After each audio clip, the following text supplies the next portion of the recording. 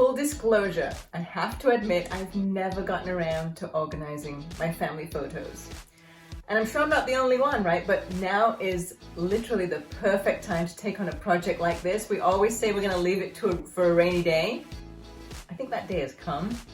So I'm going to show you a couple of tricks that I use with my clients. And one is I like to separate the photographs in chronological order. So if you see here that I've actually made tabs for the years. The 1970s, I'm thinking I don't have that many. They can probably fit into one hanging file. But as the years go on, before digital photos, I probably have a lot of photographs for each year. So I've made a hanging file for each year, 1980, 81, through to the 90s, actually through 2006, when most of us got smartphones, and then there's just not as many print photographs. You don't have to make it as fancy as this, obviously. You can just put in little pieces of post-its with the year on, but this took me less than 5 or 10 minutes with my P-Touch Brother labeler, which I am going to get and show you in a minute.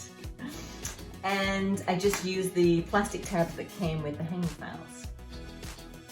Okay, so what I'm going to do is take my photographs, sort them in chronological order, and this is always a fun project because you get to look at the photographs you've never seen in years. A couple of props you really need when you're sorting through photos are photo gloves, which you can get online. These are just a white cotton, and of course they're going to protect your photo. And your Brother P-Touch labeler, which we use for all kinds of organizing projects. This one is the P-Touch 90, I believe. Can't see on the back without my glasses, but that's what I use to make the labels here. And these are great. We use them for all kinds of projects. Okay, so continuing to sort my photos. How cute is that? Okay, that would have been, oh, the year 2000. Look at that, I marked it on the back. And it goes. Okay, this one's from my ballroom dancing days. Yes, I am wearing a wig. That was 1977. Oops, okay. So cute! That's my other daughter. I'm saying my other daughter because my younger daughter is the one that's videoing right now. Okay, so that was...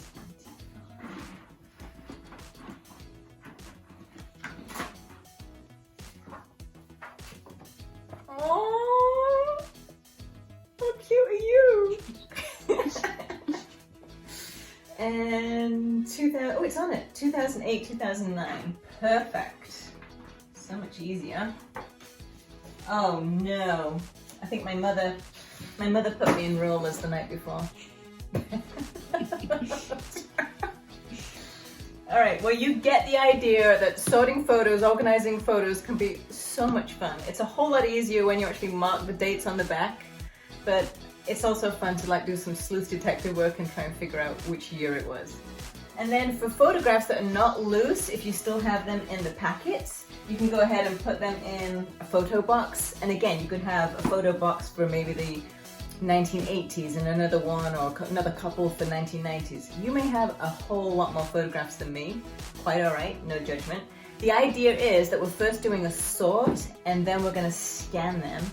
And there's plenty of scanning services around. We have a professional photo organizer on our team who does our scanning, and I will be alerting her that I'm going to send over my photos to be scanned once they're done.